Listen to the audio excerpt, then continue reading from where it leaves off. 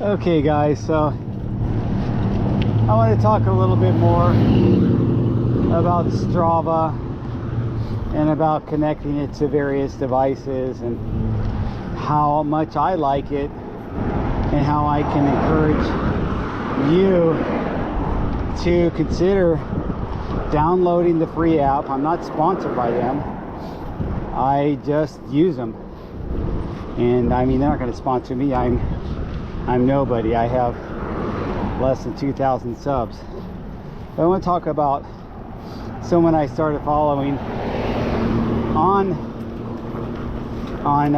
YouTube and on Strava, and that's George Vargas with Rev Cycles. That he just crossed the 10,000 mile mark for the year for his goal. 10,000. Okay, so that means he was averaging 833 miles per month. And he mentions it when he talks about that. I'll put a link to that video, but he mentions that he realizes that he has more time, he can put in the time. We all have work and family commitments and other things. That's a lot of miles, it's a lot of time, but he managed to do it. And if you think about it, you could probably do it too if that is your goal. And when you break it down, it's about 160 something miles a week. Okay, so that would mean long distance rides on Saturday and Sunday, and then shorter rides during the week before or after work if you're still working, and so on and so forth. I think I could do a century ride every weekend. I mean, if not one day of a 100-mile ride, I could probably do 250-mile rides and get that 100-mile Saturday, Sunday in, and then pick up the other 60 miles during the week with shorter rides. 20 miles Monday, Wednesday, Friday, there's 60, or 12.5 miles every day. So it's doable, but it's a commitment. It's a huge commitment. If you have the ability to bike commute, that could get you there. So let's say you bike commute and your office is 10 miles away or longer maybe, and you do that bike commute 3 or 4 days out of the week. There you go. So there is a way to do it, and obviously George found a way to do it, and he did it. And he made a point of saying these weren't Zwift trainer miles. He separates that out. So that's important. For those of you that e-bike, you would need to separate that out. I don't own an e-bike. I don't consider it the same sport as cycling. It's a motorsport. But I do own a motorcycle, so, and I would never use Strava for my motorcycle. What's the point? It's like I would never use Strava for my car or on my dad's boat or anything like that. Why would I use Strava for something motorized? So that's just how I feel. But I get that people feel that connection to cycling and being outdoors with their e-bike, and more power to them. At least they're doing something as opposed to sitting on the couch and watching sports and eating hot wings and then ended up in the hospital with a stroke or heart attack, and wondering why they're having such failing health when they've never took their health seriously their entire life. That's another story. Again, Strava people, I'm going to call them Strava people, have a different mentality, I believe, because they've taken the time to learn this simple to use app, to use it for motivation or for tracking or for journaling, and you could set goals with it, and you've set the goals and you see how you're trending towards those goals. You get KPIs, key performance indicators, that are safe for you, that take into account not just your bike rides, but your fitness training at the gym. It takes my rowing machine in there, does the indoor rowing.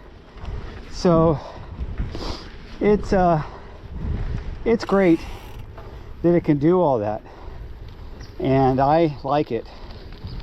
But I really think it's up to you to take ownership and responsibility for you, how you want to integrate fitness and fitness tracking into your life.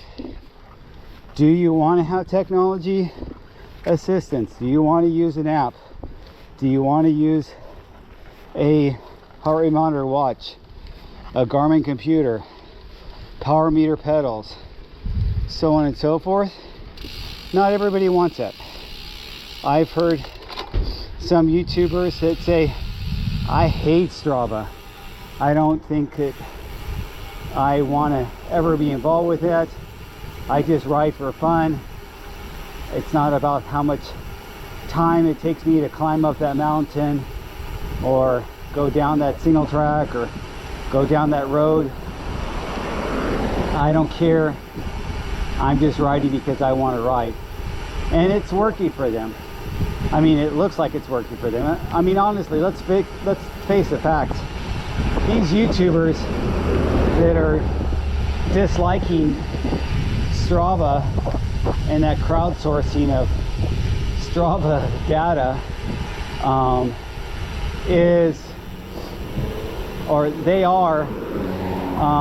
if they're disliking it, they're still benefiting off that YouTube data that's getting people to watch their channel, and crowdsourcing that data and figuring out who's going to watch their type of content, and somehow they became the experts. Some of them don't even ride that much. That's what astonishes me, and that's what I like about George, is he actually rides. So him and me and others, we say, here's our Strava name. My YouTube channel is my Strava name. So you could find me on Strava on my same name as my YouTube. And then you could follow me on Strava if you want to see all the rides I do and see when I talk about testing products. I'm not a big product tester. I just test what I buy, and I'm not sponsored, and I don't test it, and nobody's sending me any products. I don't really care to go that route. I have a day job. I'm buying products that I like. I like to buy high quality bike products because I'm into biking, and I don't mind talking about them and sharing with you my wheel set or my hubs or my crank set or my stem or whatever part, my bike frames. I like talking about that. I've got a lot of people asking me about 7 cycles because I have my 7s, SCAR cycles because I have my SCAR. I'm not going to ask somebody to send me a frame from some company and test ride it for them because I don't have the time for that, and it's not my business. It's not what I'm doing YouTube for. I'm doing YouTube for my journal and for doing stuff I like. And I think of Strava as the same thing. I'm doing Strava because I like it. I like to look at the data on Strava. I like to see my friends' data on Strava. We basically have a group of people where we've all rode the same trails, and when we ride the same trails, we see who did well on that ride that day, and it's fun. We make comments about it, and when I crash, I write that I crashed that day, and or if there's a tree down, I write a little comment on Strava. There's a tree down crossing the trail, be careful. And we're crowdsourcing that information and that data to enjoy it and make utilization of Strava as a tool for our needs. So I suggest that if you like tech and you already have a Garmin watch or even have a smartphone, which most of you guys do, you're probably watching this YouTube video on your Apple phone or your Garmin phone, then take a look at downloading the Strava app and see that it's something that you would like to use, and figure out if it's worth your time to click start when you have the app open and document your rides. And it's just another way, just like I'm documenting my rides with my YouTube videos, it's just another way to import that in.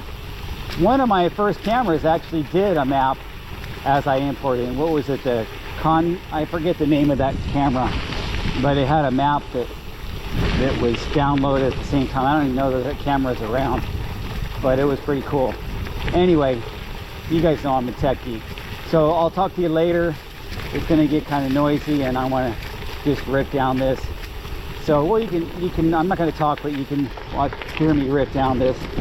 And this is why I have a gravel bike, to do these little side things.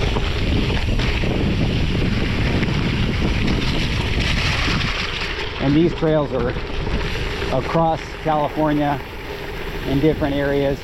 This one's on this wash area right up here in Monrovia. I rode here last week, as you guys know. And then it's just going to go up here across the street. This is going to be kind of chunky here. It's amazing how well these gravel bikes do on that terrain. It's not, you would think, hey, you need a mountain bike tire for that, but no, these gravel tires do fine.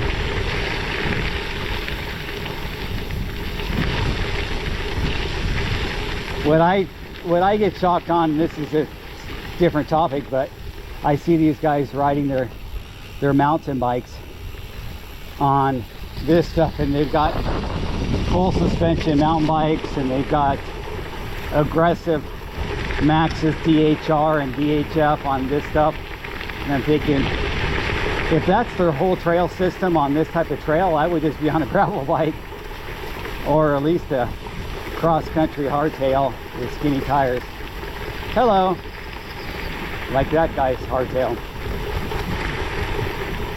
I don't understand that people overbike themselves on a lot of this stuff, but maybe they have that overbikeness because they want to also take it to the bike park and have something that's worthy of doing doubles or jumping on feet, doing drops off features and stuff like that. But if this is how your trails are where you live, there's no reason to get that enduro bike. I'll tell you that right now. Just get a hardtail. And then if you need a hardtail, just get a gravel bike with 700 by 40C tires. That's what I got on here. And these are on the slick side of tires. They're not even that aggressive. These are the for those of you that didn't see one of my older videos, these are the American Classic Kimberlites 700 by 40C tires. So they're more of a road bike type tire. Anyway, I'll talk to you guys later. Thanks for watching.